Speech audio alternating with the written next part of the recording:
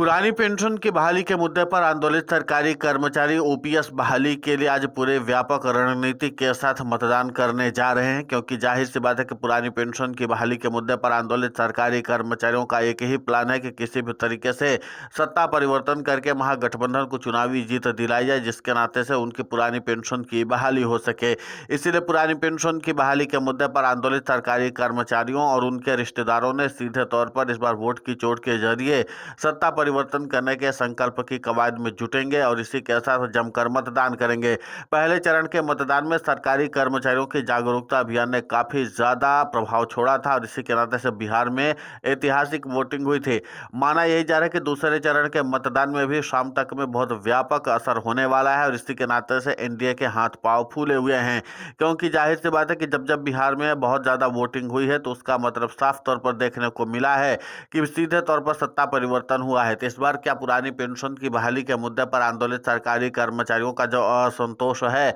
और इसी के साथ जो सत्ता परिवर्तन करने के संकल्पों के साथ सरकारी कर्मचारी आगे बढ़ रहे हैं, क्या उसमें उनको सफलता मिलने वाली, इस पर भी चर्चा काफी तेज हो गई है। क्योंकि जाहिर सी बात है कि बिहार में सरकारी कर्मचारी किसी भी हाल में सत्ता परिवर्तन करना चाहते हैं और उनको सत्ता परिवर्तन इसलिए करना है क्योंकि उनको पुरानी पेंशन की बहाली चाहिए और महागठबंधन ने अपने चुनावी मैनिफेस्टो में पुरानी पेंशन की बहाली का वादा किया है। इसके अलावा महागठबंधन के दिग्गज नेताओं ने भी अलग अलग चुनावी रैलियों में व्यापक रणनीति के तहत ही सरकारी कर्मचारियों से पुरानी पेंशन की बहाली का वादा किया, जिसके नाते से बिहार में सरकारी कर्मचारियों की सक्रियता अप्रत्याशित तौर पर बढ़ गई थी और इसी के बाद से पहले चरण में ही सरकारी कर्मचारियों ने अपने पूरे दमखम के साथ मतदान किया था और न सिर्फ सरकारी कर्मचारियों ने महागठबंधन के लिए मतदान किया था बल्कि उनके परिवार और रिश्तेदारों के लोग भी जो है बहुत बढ़ चढ़ करके मतदान में हिस्सा लिए थे। इसीलिए माना यह जा रहा है कि बिहार में पुरानी पेंशन की बहाली के मुद्दे पर सत्ता परिवर्तन होने जा रहा है और जाहिर सी बात है कि जिस तरीके से बिहार में सत्ता परिवर्तन होने का संकल्प दिखाई दे रहा है उसके नाते से एनडीए में हलचल बढ़ी हुई है,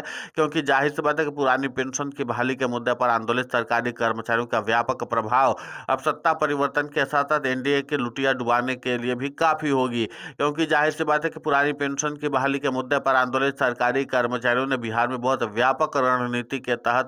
काम किया है और इसी के नाते से एनडीए के खिलाफ जबरदस्त तरीके से एंटी इनकम्बेंसी का माहौल देखने को मिल रहा है। इसके अलावा पुरानी पेंशन की बहाली के मुद्दे पर आंदोलित सरकारी कर्मचारी अपने प्रभाव के दम पर सत्ता परिवर्तन करने की कवायद में जुटे हुए हैं और अगर व्यापक प्रभाव का असर ही होता है और बिहार में सत्ता परिवर्तन होता है तो फिर उसके बाद कई बड़े राज्यों के विधानसभा चुनाव को भी सरकारी कर्मचारी प्रभावित कर सकते हैं। यहाँ पर बिहार के सरकारी कर्मचारी जो हैं वो व्यापक रणनीति के तहत काम किए हैं और सत्ता परिवर्तन करने में आगे बढ़ रहे हैं। यहाँ पर देखना दिलचस्प होगा कि जिस तरीके से सुबह से ही भारी तादाद में मतदाता पहले चरण के चुनाव में दिखाई दिए थे, ठीक उसी तर्ज पर अब इस बार भी बिहार में पुरानी पेंशन की बहाली के मुद्दे पर आंदोलित सरकारी कर्मचारियों की जो है वो तादाद काफी ज्यादा बढ़ी है और इतना ही नहीं, इस पूरे प्रभाव को अगर ध्यान से देखा जाए तो इस बार बिहार सरकार के जो बड़े चेहरे हैं, स्टार चेहरे हैं, जो चुनाव जिताऊ नेता हैं, उनको भी चुनावी हार मिलती हुई दिखाई दे रही है। कई राजनीतिक विश्लेषक ये मानते हैं कि बिहार में अप्रत्याशित तौर पर अब रिजल्ट आने वाला है, क्योंकि इस बार कई फैक्टर काम कर रहे हैं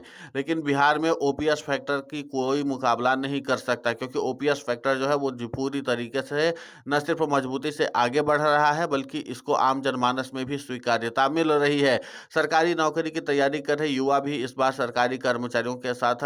लगातार कंधे से कंधा मिला करके चल रहे हैं और जिस तरीके से महागठबंधन ने सरकारी नौकरी से लेकर के पुरानी पेंशन तक की वादा किया, उसके नाते से आम लोगों में खुशी की लहर भी है। जहां पर रिटायर्ड कर्मचारी जो हैं वो पूरी तरीके से अपने समस्याओं के समाधान को लेकर के काफी ज्यादा महागठबंधन से आशान्वित हैं। वहीं पर जो अब सरकारी कर्मचारी रिटायर होने के कगार पर हैं, उनको भी उम्मीद दिखाई दे रही है कि अगर महागठबंधन की सरकार आती है तो उनको पुरानी पेंशन का लाभ दिया जाएगा। इसी के साथ बिहार में सरकारी कर्मचारी आखिरी बार वोट की चोट के जरिए सत्ता परिवर्तन करने की कवायद करेंगे और इसी के नाते से बिहार में अप्रत्याशित तौर पर मतदान बढ़ने की भी संख्या दिखाई जा रही है। अब देखना महत्वपूर्ण होगा कि जिस तरीके से बिहार में भारी तादाद में सरकारी कर्मचारी इस बार वोट स्ट्राइक के जरिए सत्ता परिवर्तन करने में जुटे हुए हैं, ऐसे में उनको कितनी सफलता मिलती है, लेकिन इतना तो तय है कि पुरानी पेंशन की बहाली के मुद्दे पर आंदोलित सरकारी कर्मचारियों ने एनडीए और उसके घटक दलों की टेंशन को बढ़ा दिया है और देखना यह भी महत्वपूर्ण होगा कि जिस तरीके से पुरानी पेंशन की बहाली के मुद्दे पर आंदोलित सरकारी कर्मचारियों ने अपना प्रभाव बिहार की राजनीति में छोड़ा है,